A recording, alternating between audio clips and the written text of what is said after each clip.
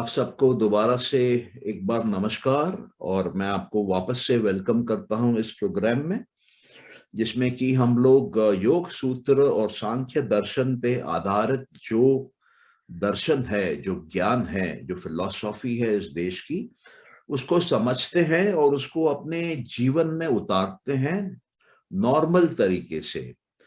तो इसमें हम लोग बहुत ही सिंपल लैंग्वेज में कुछ साइंस की अंडरस्टैंडिंग यूज करते हुए ये जो कॉन्सेप्ट्स हैं हमारे ऋषियों मुनियों के, जो कि बहुत गहरे कॉन्सेप्ट हैं, उनको एक बहुत ही लेमैन लैंग्वेज में, सिंपल टर्म्स में आप लोगों के सामने पेश करने की कोशिश की जा रही है। तो आज का विषय है कि what is the mind, mind क्या है। और मुझे पक्का भरोसा है कि आप सबके मन में मन को लेके कुछ ना कुछ विचार हैं कि मन क्या है। तो अगर आप थोड़ा सा शेयरिंग करेंगे कि आपके हिसाब से माइंड क्या है, मन क्या है, तो एक शुरुआत अच्छी होगी मन को समझने की। मैं कह सकता हूं अलग अलग एंगल से, फिर मैं आपको उसी को पकड़ते हुए, उसी से जोड़ते हुए, जो आप लोग जानते हैं वहां से जो आप नहीं जानते हैं उस दुनिया में मन के आपको ले जाऊंगा। और जब आपको वो जानकारी मिलेगी तो आपके अंदर एक नया कॉन्फिडेंस, एक नया नॉलेज, एक नया पावर पैदा होगा और आप अपने माइंड को बेटर यूज कर पाएंगे, बेटर रिजल्ट्स जनरेट कर पाएंगे और ज्यादा से ज्यादा जीवन में आनंद को ला पाएंगे। तो आइए, आपसे निवेदन है, एज रिक्वेस्ट है कि थोड़ा सा शेयरिंग करिए कि आप क्या समझते हैं कि माइंड क्या है।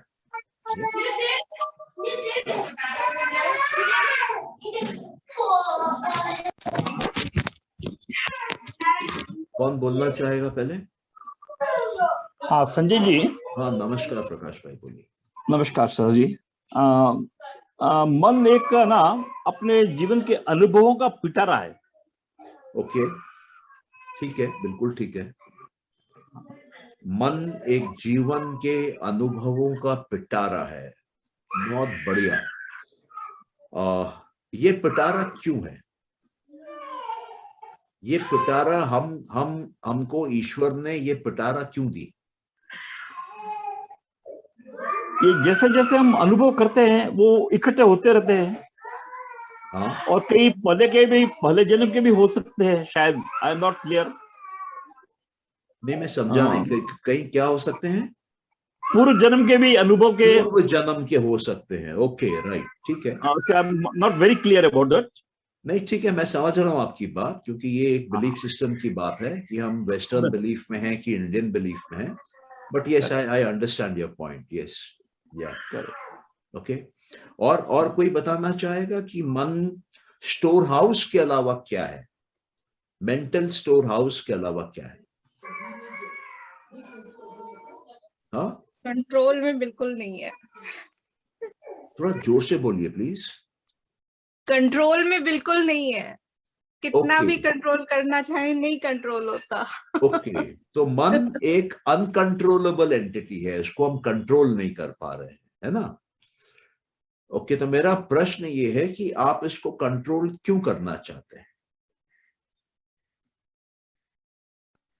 अनवांटेड जो थॉट्स है, जो हमें अच्छी नहीं लगती, जो बेकार की है, कोई काम की नहीं है, वो क्यों आती है मन में? ओके, तो फिर एक प्रश्न यहाँ ये उठता है कि मन और थॉट्स का आपस में क्या संबंध है? एक तो हमने देखा, जैसे प्रकाश भाई ने बोला कि मन जो है वो मेमोरी है, स्टोर हाउस है, हम वहां इंफॉर्मेशन कलेक्ट करके जमा करते हैं, पिटारा है, सब कुछ जमा करते हैं। आपने कहा कि मन कंट्रोल नहीं होता है, ठीक है।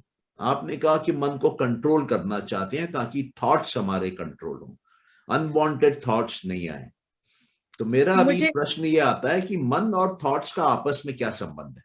मुझे कई बार ये लगता है ये दोनों एक ही चीज है। दोनों एक ही चीज है। ओके, बिल्कुल सही है।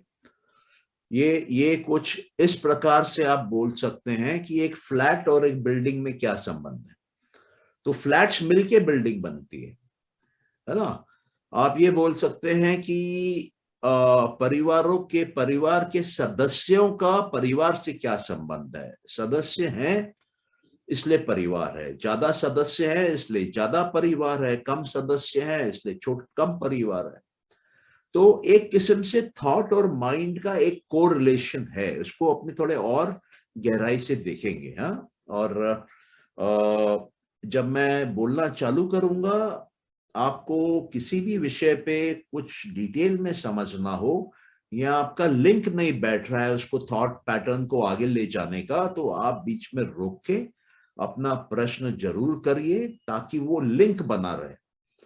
मेरा पर्पस ये टॉक्स देने का ये है कि यहाँ पर एक आदमी को भी, एक सज्जन को भी, एक देवी को भी समझ में आ जाता है कि मन क्या है, तो ये बहुत बड़ी अचीवमेंट होगी, बहुत बड़ी अचीवमेंट होगी। और मैं वो अचीवमेंट आप लोगों के सहयोग से करना चाहता हूं। हम सब लोग मिलके आज समझेंगे कि मन क्या है।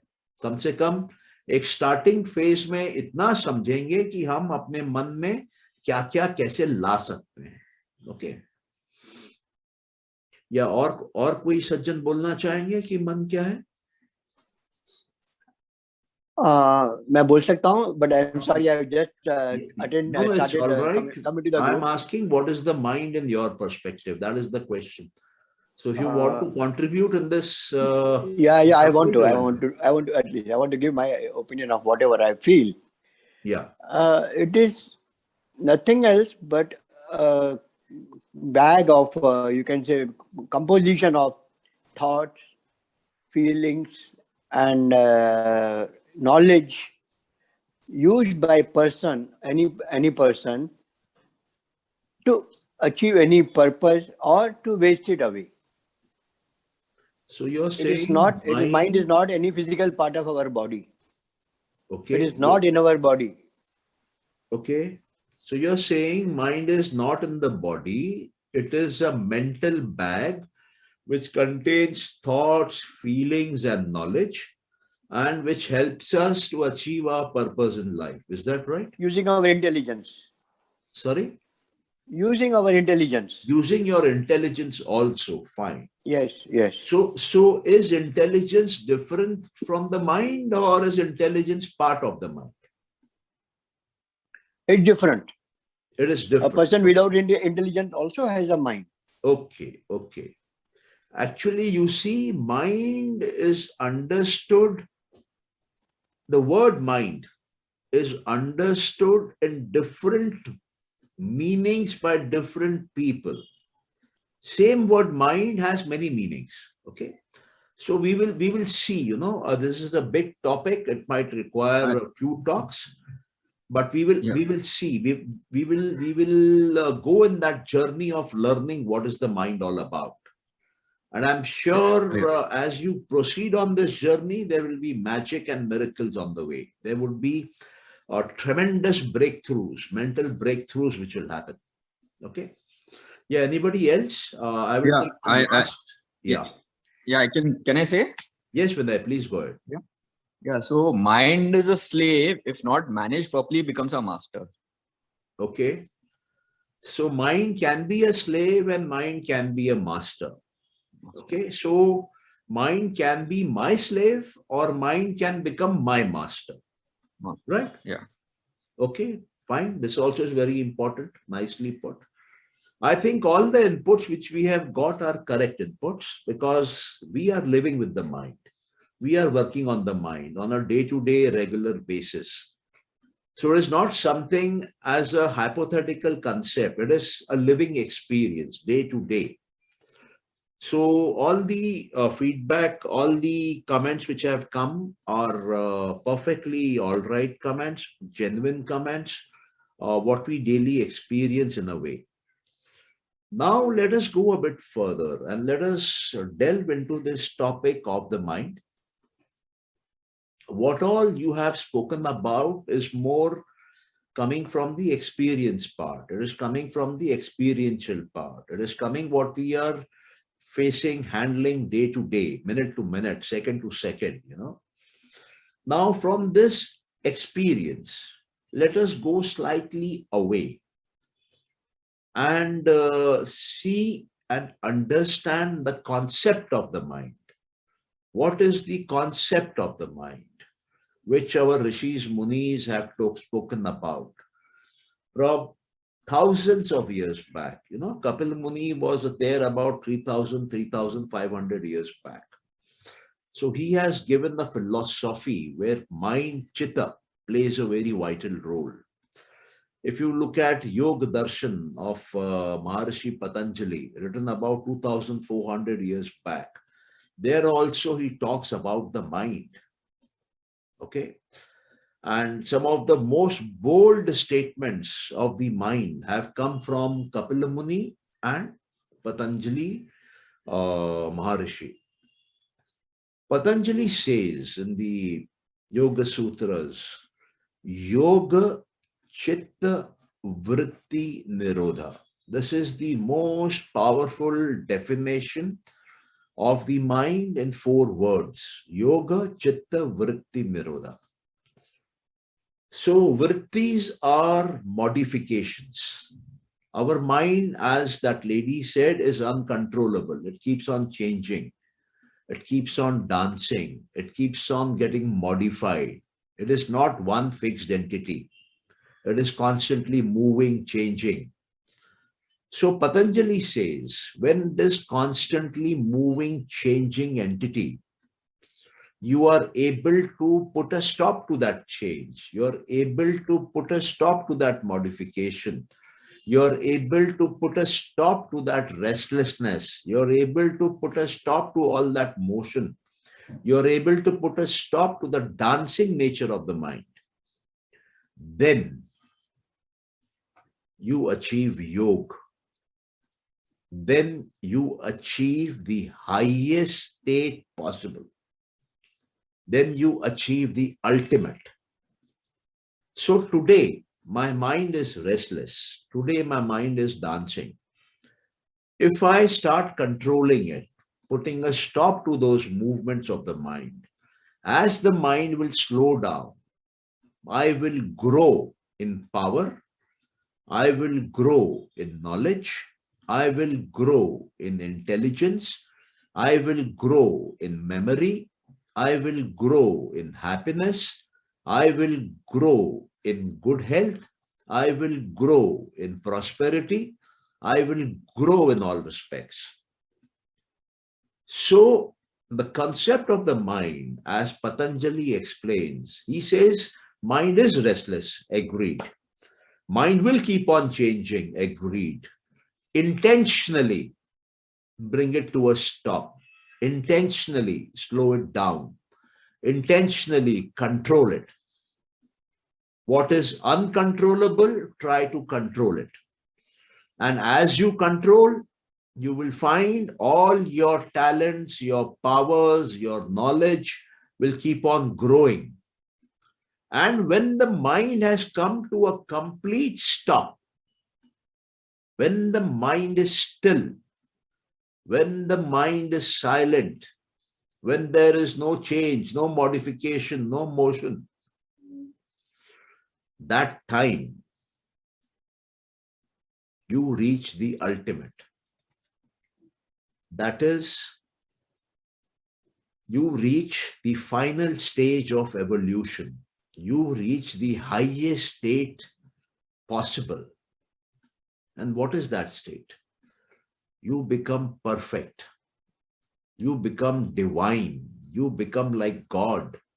You have complete knowledge now. You have complete power. You are present everywhere. Because mind has stopped, time stops. Because time is measured as change which the mind notices. So if there is change, the mind will change to notice that. But if there is no change, the mind will not change. So when the mind is still, mind is at stop, time is at stop. So when time stops, aging stops.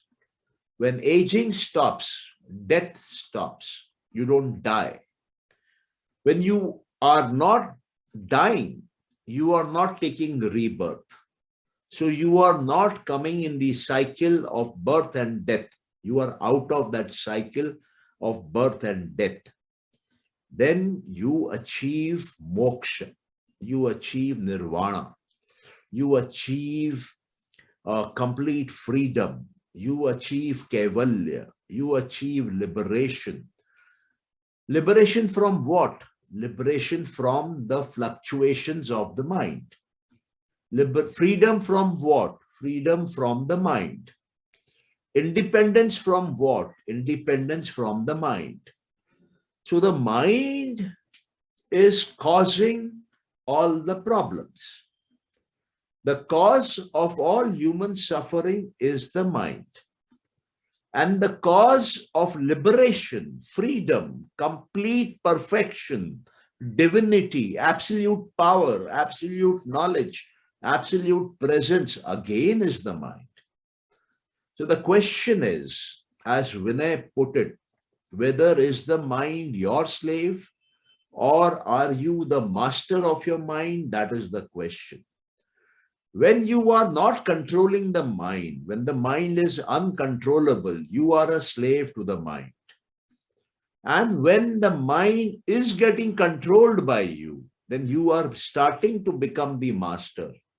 And when the mind is completely under your control, then the mind will not move without your permission. Mind will not change without your permission. There will be no fluctuation in the mind, no modification in the mind. Mind will be steady. Mind will be fixed. Mind will be concentrated. Mind will be unchanging. Everything will be silent. And that would be absolute peace. And in that absolute peace, you will experience ananda.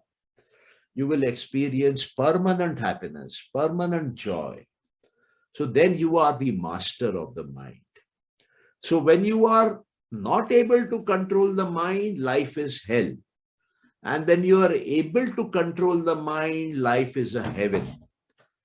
So the entire goal of yoga, yogic practice, is not to bring down your weight by 5 kgs.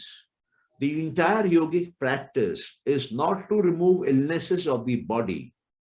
Entire yogic practice is not to sit in various postures, not to try various kinds of pranayamas. It is not meditation.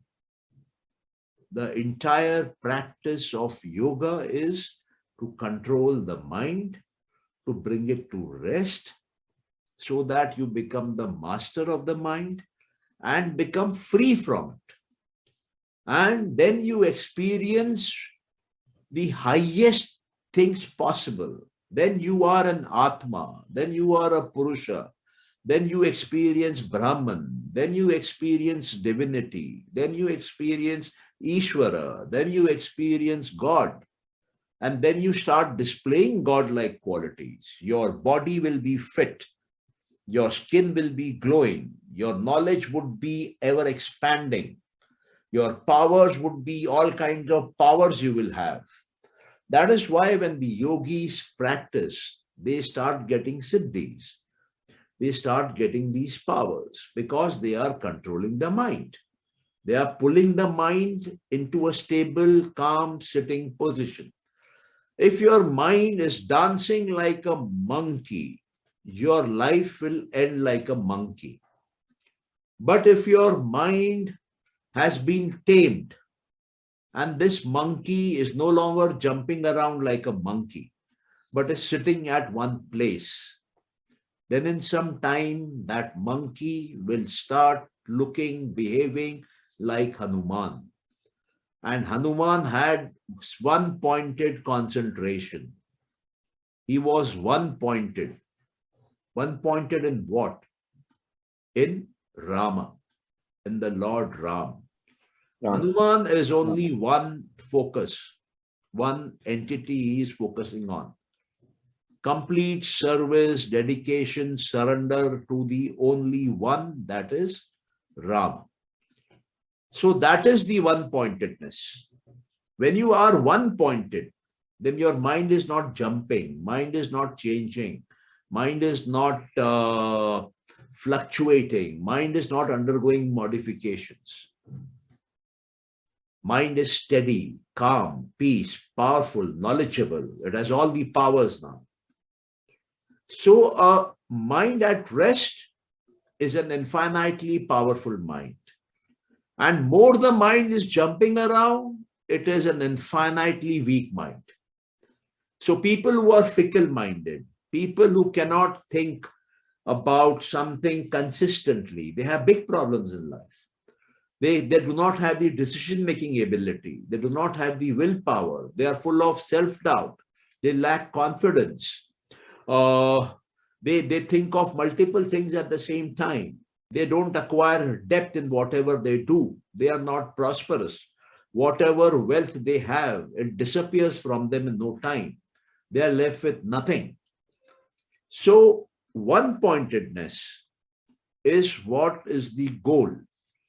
When you understand that the mind has to be brought to one-pointedness, then you will find all those powers come to you. Okay. So any questions so far? Because we have covered one aspect of the mind, that the mind can give you anything, but it can be brought under control by making it one-pointed. And when the mind is one-pointed, then you are the master. And then you experience all the good things of life in very big quantities. You experience ananda. You conquer death. You conquer time. You conquer everything you can think of. You then become as good as God. You become the master of the universe, of the creation. You reach the ultimate slot, the very position which you are destined to reach. And all of us humans have to reach there. If I do not reach it in this life, as per the yogic tradition, as per the Sankhya knowledge, you will come again, and then again, and then again. Every time you will be given an opportunity to play with the mind and bring it under control. And when you are able to bring it totally under control, then only this game will stop. Or else you will come in another body, another planet, another time, another group of people, another conditions, but with the same chitta, with the same mind. And then you have to again play that game with the mind. Now, as Prakashji was telling, that the mind is a memory storehouse. Mind is a pitara. It contains all the past. Yes, mind is recording whatever is happening to it. It has been recording right from the day the first mind got formed for you. And it is stored in the form of sanskaras. These sanskaras become active at times when the right people, right place, right situation comes. So it impacts your current life. So mind is a storehouse. Mind is carrying all data of your life. And as Krishna says in the Gita, when you are leaving your body at the time of death, at the time when you will take your last breath, whatever is the state of that mind, whatever is stored in that mind, that point of time, becomes the deciding factor of your next species of birth, next body, next life, duration of that life, and the quality of that life. So the mind is a dynamic entity. It is constantly storing. And whatever is stored at any point of time decides your future life. And if at that point of time you die, that does not mean the story of the mind is over. As per the yogic tradition, as per Sankhya knowledge, you come again with that same mind. Wherever it had stopped, you start the game again from that point with that same sanskara, same memories. So mind is a bag of memories which moves from one life to the next life to the next life. Only when the bag is totally empty, when there is nothing left, all sanskaras have been burnt out. All sanskaras have been converted into karma and they are over, and no new karma has formed out of them. When the whiteboard or the blackboard is completely clean, not even a dot is there on the blackboard, and not even a dot is there of any marker on the whiteboard, that means the chitta is clean. Now the chitta has no vrittis, no fluctuation, no modification, no changes. It is no longer dynamic. It has stopped. It is totally under control. That is when you experience the ultimate. Because the God, because the creator, because the real power, ultimate power is full of consciousness, is full of Chetan Tattva. It is not inert. It in fact has nothing called mind. Mind is part of Prakriti. Mind is connected to matter. But consciousness, Chetan Tattva, is separate from mind and matter. Chetan Tattva is pure consciousness. When that pure consciousness becomes impure, that is when the mind starts forming. And it keeps on growing with time. If you are not controlling it, your mind will keep on growing. It will keep on collecting memories, information, data, thoughts, feelings. The bag will keep on growing. It will become heavy and heavy and heavy. So you have to make it light. You have to remove your memories. You have to remove your imagination. You have to remove your knowledge. As Deepak said, that it is a collection of thoughts, feelings, knowledge. And we have to apply intelligence. Yes, intelligently, you have to clean that bag. Intelligently, you have to remove all thoughts. You have to remove all feelings. You have to remove all emotions. You have to remove all that you know, all knowledge. And as you start cleaning, you will find the mind now has very few modifications, very few fluctuations. It has become stable. It has become calm. It has become composed. It has become silenced. And it is here in this condition that the mind acquires ananda. It is in this condition that time slows down. There is no time now. Eventually time stops. Then there is no birth and death. The mind, because it has opened up completely, it has access to complete knowledge. It has no knowledge inside it, but it has become omnipresent. It is present everywhere. It is no longer limited. So when the mind has expanded and grown to an everywhere kind of a presence, it has access to all knowledge. And that knowledge is not inside it, mind you. So people, such kind of people are called Brahmagyani. When you approach a Brahmagyani, you talk to a Brahmagyani, you will find he's connected. He's pulling knowledge from nowhere and talking to you and giving you knowledge. It is not that he has read a book, he has seen a video, he has had a teacher who has taught him, no physical teacher. All that work has happened inside automatically. So that is the mind.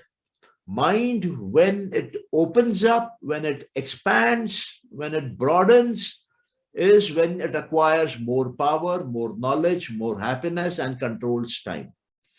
Mind, when it becomes small, when it becomes squeezed, then it becomes a narrow mind. And narrow minds are usually dirty minds. They are not open minds. They are dirty minds, they are constricted minds, they are limited minds. They go through extreme pain and suffering and sorrow. So we in life have to keep on expanding our mind. Open up your minds. You know, it is like a rubber band. When you stretch it, there will be tension. But if you keep it stretched for some time, the tension will go away. The rubber band will not come back. Similarly with the mind, you have to keep on expanding it. Keep on thinking of the bigger, the highest, the biggest, the absolute. That is why in India, we talk so much about God, Ishvara, Bhagavan, all those things, because they are infinite entities, all powerful entities, all knowing entities, expanded entities. People who understand the Gita, the Vedanta, the term there is Brahman. Man is mind. Brah is expanded mind. So we need to keep on expanding our mind. As the mind keeps on expanding, more and more magic, more and more miracles will happen. Divinity will come. So this is very, very important. These 3-4 factors about the mind which we have discussed at this point. Now again, sir, if there are questions, please ask. Yeah.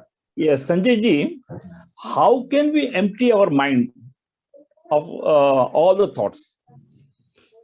Good question.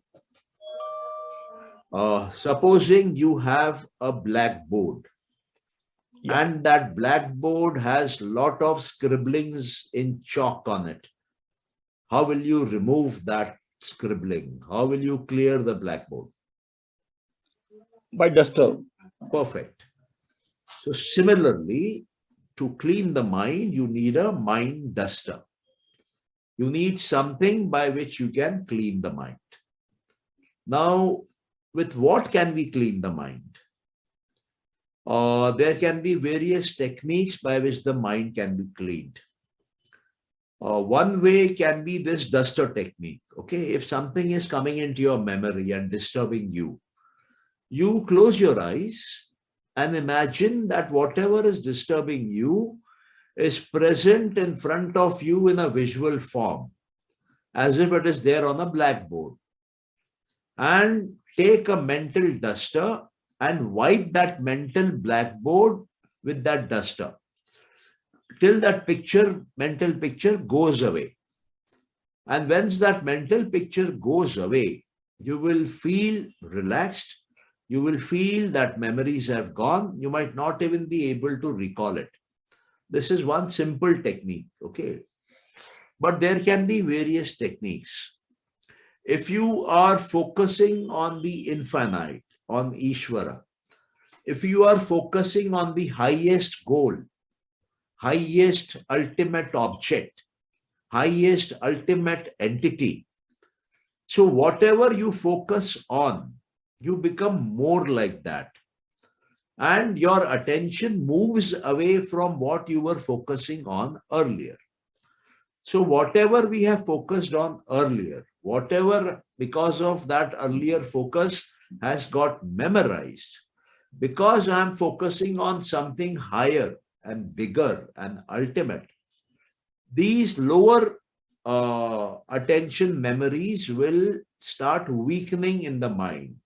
They will slowly get weakened and they will start disappearing. And there will come a time when we will not even remember them.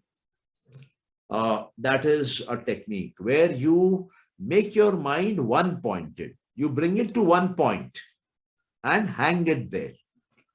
So how do you practice one-pointedness? One is that you believe in God, believe in Murti Puja, worship, go into bhakti. So that one-pointedness, that love for that Ishvara, that surrender for that Ishvara, it could be Shiva, it could be Krishna, it could be Durga, it could be any Devi, any Devta in any form, but it should be one-pointed. Okay, do not keep on having multiple murtis and multiple gods. Then your mind is not one-pointed, it becomes multi-pointed. So your mind will not completely shrink. It will become powerful, but will not become all-powerful. So in order to become all-powerful, your mind has to come to one. Just one. It could even be one object. Okay, you can choose the photo of your guru and do it. You can choose the photo of your mother and do it. You can choose the photo of some a senior person in the family who has passed away, but you have complete faith, you loved. Could be your nani. She was a holy lady, you know, she was a blessed lady. You want to worship her. Do that. It could be a yantra, you know, it could be a trishul, it could be a damru, it could be a symbol like a swastik. It can be a sound. It can be a sound like Om. Okay, focus on that sound. Listen to that sound regularly. Get that sound inside you as part of you in the mind. Then your mind will keep on moving away from all other unwanted sounds or unintentional sound. It will become focused on one sound, and that will give you tremendous power, you know. So as I told you, the first method is bhakti, where you pick up something absolute, focus, one object, focus, concentrate on one object, focus. Could be a mantra. A mantra would be a group of words. So when you are repeating those words again and again and again and again, they get deeply implanted in your mind. The meaning gets implanted in your mind, and that becomes the color of your mind. Whatever you are taking in as mantra, other colors of the world will go away. So this is the second technique. I mean, we can discuss many techniques. If you would like to point out what you are doing, then I can tell you what is probably correct about it, or what modification you need to do to make it better. Okay. Then the third method is vairagya. Vairagya is you stop collecting impressions from the world. You stop collecting memories, right? Because vairagya means bina rang ka, be rag. Rag means color, no color. So what happens is, whenever my eye sees something in the world, I see a color. And that color becomes a part of me. It leaves an impression inside my mind. It gets stored. It gets memorized. But if no color is impressing me, then I am not getting attached to any sense object outside. I am not getting impacted by any information outside. I have control over what I am taking in. That is vairagya. So then your memories stop. So once when you're able to practice vairagya, cut off new memories. That is vairagya. Do not allow the outer to enter inside and come and stay inside like memory. Stop it. Second, all that you already have, that needs to be cleaned up. So you follow the method of concentration, or you follow the method of Ishvara Pranidhana. Concentration is called Abhyas. And then Patanjali explains the Ashtanga Yoga, the various ways by which you can come to concentration. But the inner methods are Dharana, Dhyan, and Samadhi. Dharana means to bring the mind to one place. Dhyana is to hold it at one place. And Samadhi is to keep it there for a sustained period of time. So with this, you train the mind to come to one place. Now, the mind might be jumping, moving, dancing, but you hold it to one place. You dharan it at one place, then you dharan it at one point, and then you hold it in time at that one point. Single pointed focus over long period of time. Then the mind forgets jumping. Mind forgets to be a monkey. Mind takes an asana and sits. And when the mind starts taking an asana and sitting at one place, then the mind grows. A jumping monkey does not grow because it is wasting its energy. It is wasting its talent. It's wasting its powers. But when the monkey mind starts sitting at one place, starts concentrating, starts focusing on one, then it grows in power. Then it becomes a Hanuman. Then it acquires the power to fly, the power to come to any size, the power to pick mountains. Then you will find this mind now can run big corporations. This mind can become the prime minister, president of a country. This mind will leave an impact for a number of years in society. So that is how the mind has to be trained, cultured, trained, and brought up to that level. So this is a sadhana where you are the sadhak. You are the person who is going through that sadhana. And the best thing to do is, in my view, is to have one purpose in life. When you give your mind one purpose, then you will find all activities of your life falling in line with that one purpose. You will find the whole divinity coming as one and supporting you. You will find whole humanity coming together as one and supporting you. You will find all the gurus, all the guru power coming together as one from inside you and guiding you in that goal, in that destination. You will find Prakriti unfolding its biggest secrets, its biggest treasures, and coming to you and giving you that power over itself, so you can acquire what you want to acquire in that one life. So it all has to be one oriented. Mind is multi-oriented. And once you start running in multiple directions as a slave to the mind, you will feel tremendous pain, sorrow, and suffering. But if you control the mind, make it one-pointed, make your life one-pointed, make your purpose of life one-pointed, then you will find all your smaller goals of life will come in alignment with that one.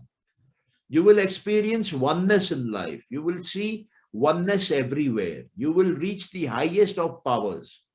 So it is very, very important. What are you doing with the mind? Mind is many-minded. Mind is multi-pointed. If you are allowing the mind to work, it will make you multi-pointed. But if you are wanting to tame the mind, control the mind, and use all its powers in one direction, one goal, one achievement, one life, one purpose, then you are the master of your mind. Okay? In very simple terms, I have tried to explain to you a complicated concept.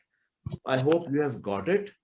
But I'm sure there will be questions. So please feel free to ask questions. Sanjay ji, for that master is required, or we ourselves can do through some readings or something like that? Okay, good question. A few people are able to do it without a master. Yeah. And the others need a master. Yeah. Now, what is the role of a master? The role of the master is to put you on the right path. Correct. If he is able to put you on the right path, then he is a true master. Yeah. But if he has other interests in you, Yeah. then he is not the right master. So number one is you mostly get a right master only after going through a few wrong masters. You do not Correct. come to the right master straight away. Normally, this is what is my experience. Correct. You might have the right master there in the family, there in front of you, but you will not notice him. You will not experience his powers. You will not believe in him. It is only when you go out, have few masters of the world who take advantage of you or do not actually show you the right path, then only you realize, and then you come to the right master. Correct. That is what happens to most of the people. Some people are born lucky. They come with a master. When they are born, day one, they are gifted with the right master. It makes their life easy for them. Now, what does a right master do? The right master cannot take you till the end destination. He cannot take you till the end destination. He can show you the end destination. He can show you the right path for you for that end destination. He cannot actually physically take you. After a certain journey, you have to walk on your own. So what does this right master do? He trains you, he educates you about the Adi Guru, the Guru of all, the Ishvara.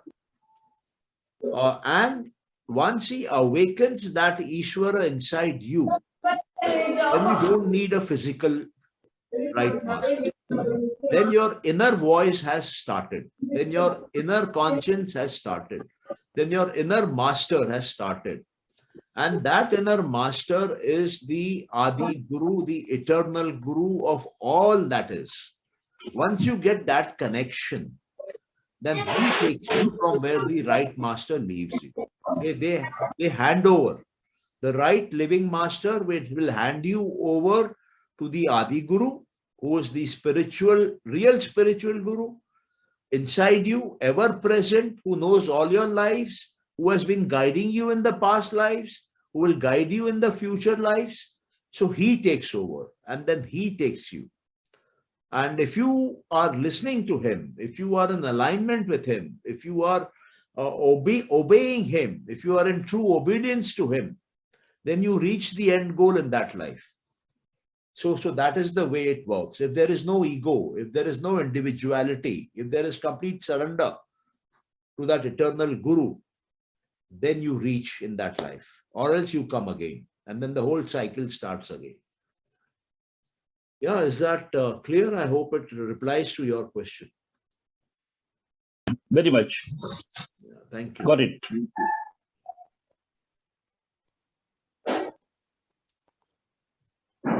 Can I ask questions? Yeah, please go ahead.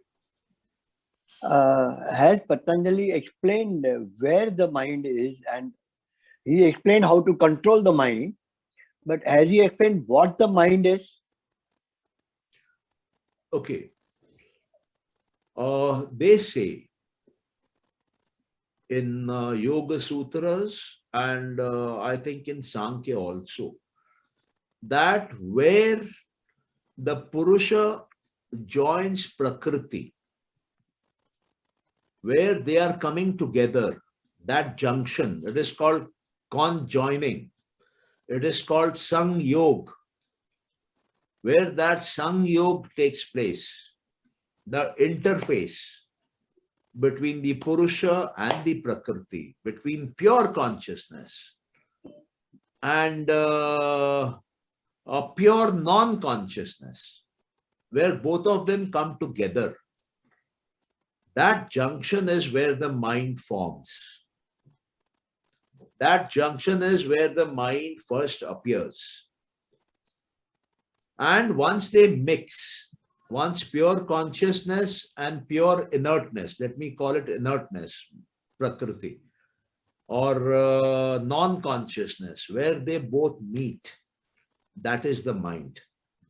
Now in the initial stage, what happens is that consciousness is high because pure consciousness has mixed. And Prakriti is in the Mool Prakriti stage. So she is infinite. She has the three qualities, the three gunas, in Sanskrit, in philosophical terms, it is called Sattva, Rajas and Tamas.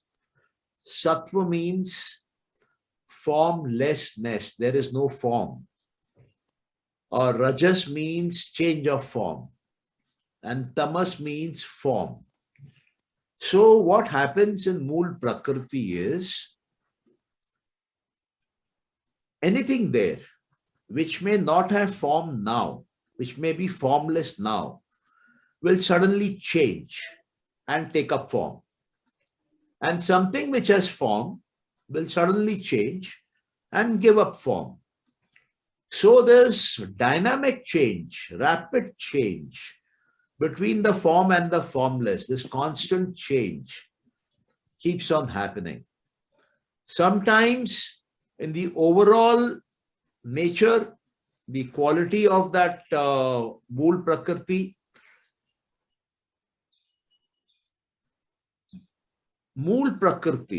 the nascent Prakriti, the primordial Prakriti, the initial form of Prakriti, the foundation of Prakriti, these three forces, these three qualities are equal.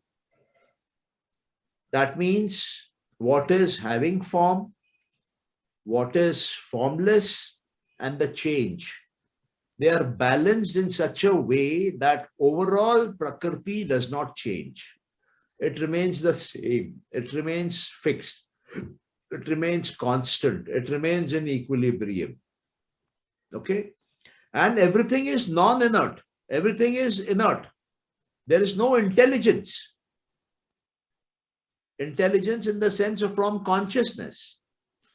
But all in this Mool Prakriti is not even aware about what it is and what is happening. It does not know. There is no knowledge. It is simply happening. It is happening at random. But this randomness is so organized that in the Mool Prakriti stage, overall nothing changes. Everything is fixed, steady, constant, and equilibrium. But the moment you mix consciousness into this Mool Prakriti, moment you mix knowledge into this Mool Prakriti,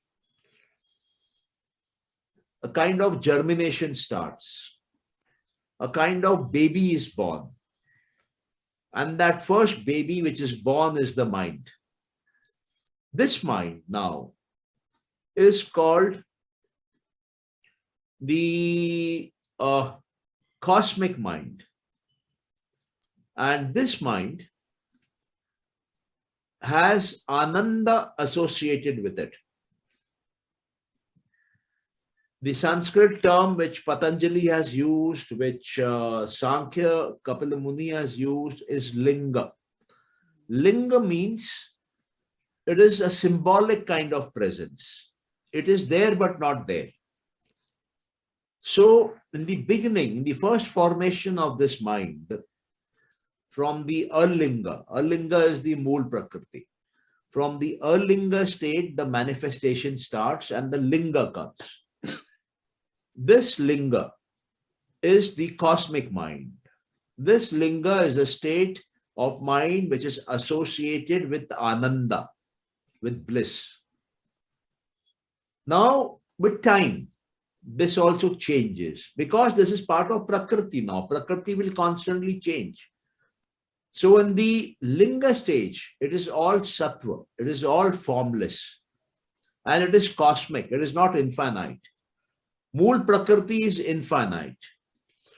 The Purusha is infinite. But when these two infinite come together, consciousness and the inert, they give birth to something which is huge, cosmic proportions, but sattvic, still formless. Because Purusha is formless, we cannot see the form. It is Nirakar, Nirguna, Nirvichar. It has no form, no color, no shape. That is the Purusha. That is the Atma. So from there, it is mixing with Mool Prakriti. Mool Prakriti again is infinite. You cannot see it. You cannot see it with your eyes. It is too fine, too tiny. But a yogi with his power of intuition is able to perceive the Mool Prakriti. That is why they have come up with the concept of Mool Prakriti, because they were able to perceive it using yogic intuition, using pragya, using insight, using their sixth sense. They said there is something which we cannot see. It is too fine, but it has these qualities of constant change. It has form, it has formlessness, but it is balanced, so it cannot be seen. Now, when you look at the world outside, you will find things having form, things without form, and things changing. So the manifested Prakriti, which has come out of the Mool Prakriti because the Purusha entered it. So this manifested Prakriti, the Prakriti which we see, has these three qualities also. Qualities of formlessness, qualities of form, and quality of change, transformation. And it also has consciousness. So our manifested universe has four qualities. It is conscious, it is formed, it is formless, and it is transforming. So our universe, our cosmos, our existence has these four qualities. Now, we as human beings, we have all these four qualities. We have consciousness, we have form, the body has a form, or we have formlessness, the mind we cannot see, it is formless. The space inside our atoms, inside our electrons and protons and neutrons and cells, we cannot see, that is formless. And what we can all see is change. Everything changes. Nothing does not change. Everything changes. Be it the sun, be it the moon, be it the day, be it the night, be it the mountain, be it the ocean, be it the body, everything changes. Even the mind changes. Even the mind fluctuates.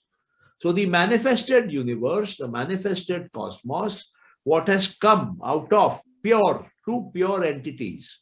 One pure entity is the Purusha, which is consciousness, pure consciousness, and the other is Mool Prakriti, which is pure inertness, pure non-consciousness. It is a non-Chetan Tattva. Tattva means a principle. Tattva does not mean a substance. So Sankhya Darshan talks about tattvas, principles. So he says this cosmic creation has come out of two principles, two tattvas. Tattva of Chetan, consciousness, and tattva of Achetan, non-consciousness. And this non-consciousness, Chetan, has three qualities: form, formless, and transformation, or Sattva, Rajas, and Tamas. And these three always exist together, but they keep on changing unpredictably. Nobody can predict. That is why we cannot predict where our mind will go. We cannot predict what will happen on earth tomorrow or in the next 10 seconds. We cannot predict what will happen in this universe. We simply cannot predict because it is random. It is out of control. Prakriti by nature is out of control. It has that Rajas element. And our mind is pure Rajas. And our mind has pure Sattva. It is formless. But our mind does not have Tamas. It does not stay at one place. It dances around. So we have to put our mind to rest. We have to stop our mind. Moment we put our mind to rest, we stop our mind, we find that the Purusha, which was put inside the Mool Prakriti, they come out, they separate out. Okay, what has been mixed gave the mind, and the mind is now restless, it cannot stop. It is going through constant change. It is becoming Sattvic, Rajasic, Tamasic, jumping around, doing things. The moment we are able to put this mind to rest, moment we are able to stop this motion, this dancing of the mind, this monkey mind, the Mool Prakriti comes out of it, the Purusha comes out of it. And when they both come out, that is liberation. When they both separate out, that is Kevalya. The Purusha is alone now. It is no longer mixed up with the Mool Prakriti. It is no longer part of the manifested Prakriti. It is no longer part of anything now, neither physical nor mental. The Purusha has come out completely. That is Kevalya. That is liberation. That is freedom. That is independence. That is moksha. It is the duty of each and every Hindu to achieve moksha. We have been born because of our father and mother having sex together, and the egg got fertilized. That is a fact. And that is where the creative process starts, the unpredictability starts. Right in the mother's womb, the mother does not know whether the baby will come out alive. The mother does not know whether the baby will be all right. We absolutely have no idea. That is why we send the mother to the doctor for regular checkups. We don't know. Even if the baby comes out, there is no guarantee that it will continue breathing after 10 minutes. There is no guarantee after 5 minutes I will be here and speaking to you. There is no guarantee because of Rajas, because of constant change, because of unpredictability. Now, that is the crux of all that is changing. And you can stop that by catching hold of your mind. Mind is the only place where you can catch hold of Prakriti and stop it. Stop its dance, stop its motion. Otherwise, it will keep on dancing. And the moment you stop it, time stops. And when time stops, all change stops. All change stops, birth and death stops. When birth and death stops, you no longer die. When you no longer die, you are the ultimate. Who does not die? God does not die. Rest everything dies. Universes die, cosmoses die, suns die, moons die, planets die, people die, mountains die, oceans die. Everybody dies. Because they are all part of Prakriti. Only that entity which is not part of Prakriti does not die. And there are two entities which are not part of Prakriti. One is Purusha and all that up above there. Second is the Mool Prakriti. The Mool Prakriti does not die. It will always remain there. That Mool Prakriti is called the quantum field by today's scientists. When they talk of quantum mechanics and all that connected to quantum, because it is constantly changing. It is having quantity. Particles are coming and going. Where are they coming from? Where are they going? Those particles are getting affected by the consciousness of the physicist making that observation in that lab. If there are two different physicists making the same observation, they get different results. What changed? The consciousness changed. That is why the observation changed. So you cannot control the mountain and stop it from changing. You cannot control the ocean and stop it from changing. You cannot go to Modi and stop him from changing. The only thing you can control and stop it from changing is your mind. And you can slow down your mind. When you slow down your mind, you get more control over your world and the universe and the cosmos. And the more you slow down over your mind, the more higher control you have over the world, over your universe, over your cosmos. And when you completely stop the mind, you are the boss of the creation. You are the creator himself now. As simple as that, you know. Nobody taught you that. Your mind is what makes you and breaks you and kills you. Your mind can make you God.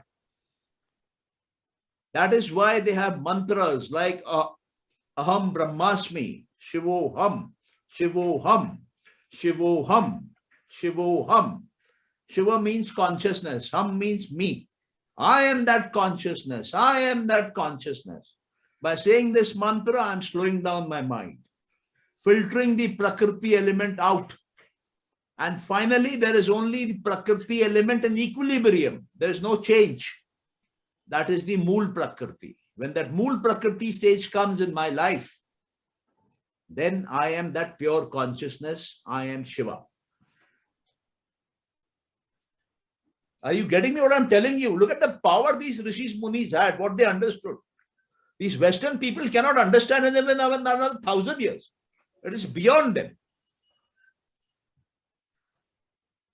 You can do whatever you want. You can bring this universe to a halt by controlling your mind. Try doing it. Go enter into concentration, a state of concentration. You will find there is no time. You will have no sense of time. You will not be aware that time has passed. Einstein was working on an experiment. 2.5 days, one seat. He worked. He did not know 2.5 days has passed. No water, no food. That is the science our Rishis Munis have given us. It is all there. We just have to start practice. Just by knowing, it does not happen. Just by knowing how to ride a cycle, you don't ride a cycle. You cannot become a cyclist by reading a manual on cycling. You have to ride a cycle and learn and probably fall 2 times, 10 times, 20 times, fall. You might not be able to control your mind, fine, but one day the mind will come under your control. It will bring the whole universe and the whole cosmos along with it. In the beginning, it will bring your smaller world. It will bring your business under your control. It will bring your family under your control. It will bring your community under your control. Slowly, steadily, you will find that influence growing.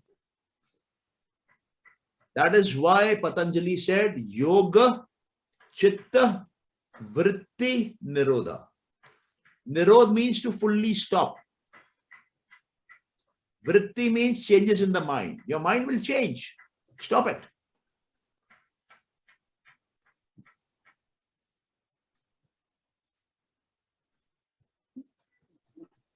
Got it.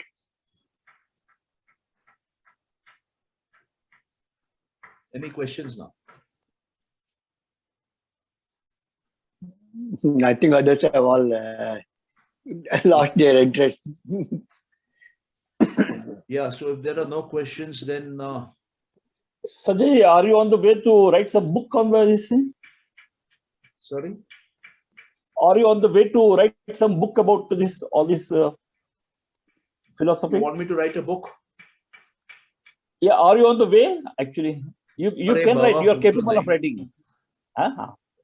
Many years back, an astrologer told me, you will write a book and become a Vishwamana. So I asked him, what is a Vishwamana? He said, you will have to travel around the world to explain what you have written. So from that day, I've been trying to find out, what am I supposed to write? Yeah, I personally believe that if it has to be written, he will take care of it. And what I'm doing is I'm sharing whatever is coming to me. Okay, as I keep on telling, most of it comes to me for the first time. But I know I am connected. And I know I have a purpose in life, right? So I'm working for that purpose. I want to see complete happiness on the planet. That is why the prayer which we do is very simple. It says, let us understand the Sankhya Karikas, let us understand the Yoga Sutras, and let us get some divine light from Ishvara, so that there is happiness, there is ananda in the family, in the society, in the country and the world. That is my purpose. That is what I'm working for. So it will happen with prayer also. You don't need books, okay? Yeah. It is not that by reading a Bhagavad Gita, you become a Hindu.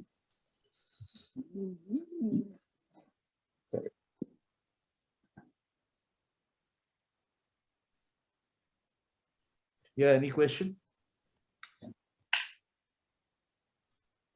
No? Fine. Nothing from me right now. Sorry? Nothing from me right now. Yeah. So that means okay. Yeah, it's been a very absorbing matter. I missed something earlier before I came. So I would like to hear that if it is possible. If the recording is there, please send me. Yeah, I mean the recording will be for available 20 minutes. I started recording. Okay, so normally it goes on auto mode, but I had to connect from somewhere else. That is why the auto mode didn't start. But yes, Krishna will share with all of you, and you can listen to it. If you have any questions, I'm always there. If you want to have more sessions on the mind, we can do it. Mind is a very vast topic. And I firmly believe the only thing you can control is your mind. And the only possession you have is your mind. Let me tell you that. You come here with your earlier possessions only in the mind. And you will go with your earnings here only in the mind. Your body will not go anywhere. And the soul is anyway present everywhere all the time. So what will come and what will go? It is only your mind which is your true possession. It is recording all that you're doing. People say, Bhagwan sab dekhta hai. I said, forget God. Your chitta is full time with you and noting down everything which is happening. It is happening to all the individuals. It is happening to all the plants, all the fish, all the insects. All of us are getting it recorded. Why? Because the moment the Purusha and the Mool Prakriti come together, the mind gets formed. So if you are a living creature, you have a mind. And your mind can scale up because it is there. You are not aware about it. You have an individual mind, you have a universal mind, you have a cosmic mind, you have an infinite mind, you have a no mind. Nobody taught you. That is why you don't know. And to access it is also very simple. There's no rocket science about it. But nobody taught you because it is power. You know, why did the Britishers stop our traditional Vedic education in the country? Because they wanted us to become powerless, right? So similarly, certain people in the country do not want the common people to know the real truth.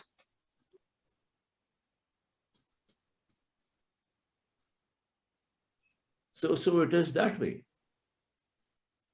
Now, why do our children go to US universities and UK universities and Australia and God knows where all they go? They go to China also, they go to Russia also for higher education. Is India's education system so pathetic? Because we are teaching the wrong things. We have to teach each and every person born in this country what is the mind, how to tap the powers of the mind, how to connect and start receiving the infinite knowledge up there in the cosmos. Your mind is the receiving instrument and it opens up in no time. There is no rocket science about it. But it is not taught. So it can be learned, you know. And once that starts happening, you see, Ananda has to be in the mind. Sorrow is also in the mind. Only once when you're able to control the mind will you be able to migrate from sorrow, dukkha to Ananda. Otherwise, you might be the richest man on the planet. You cannot migrate from dukkha to Ananda. You know, you might have 10 legs and 40 heads, but you cannot move from dukkha to Ananda. You just have to manage one mind. And all of us are the same minds. So we can learn from each other's experience. And India has been a country which has studied the mind for more than 10,000, 12,000 years. We have our scriptures totally on the mind and beyond. But we are not giving importance to our own knowledge. We are running after what is shining. You know, when I was in school, I was taught all that glitters is not gold. So all that glitters from the West is not gold. It is just glitter. Everything is glitter. Everything from America is glitter. Even it be the sciences of the highest order, be it in space science, atomic science, nuclear science, whatever, medicine, all of them is glitter. Unless and until you're working on the mind and shifting the mind from the dukkha zone to the ananda zone, nothing will work. Nothing will work. You might achieve immortality on this planet, but what about your mind? If you're not dying and your mind is in pain, what will you do? You will be a cursed man. So we people from India have to understand. I'm saying just understand Sankhya and Yoga. And all your doubts will get cleared. And in case if you have any doubts, then we are there to address you. Or we will answer your questions. I'm there, Dr. Neil Kulkarni is there. We will answer your questions. Yeah. Chalo, right then, thank you so much. God bless each one of you. Be in Ananda, right? And, good day, all of you. Prosper in peace. Very, very important today. Prosper in peace. Okay.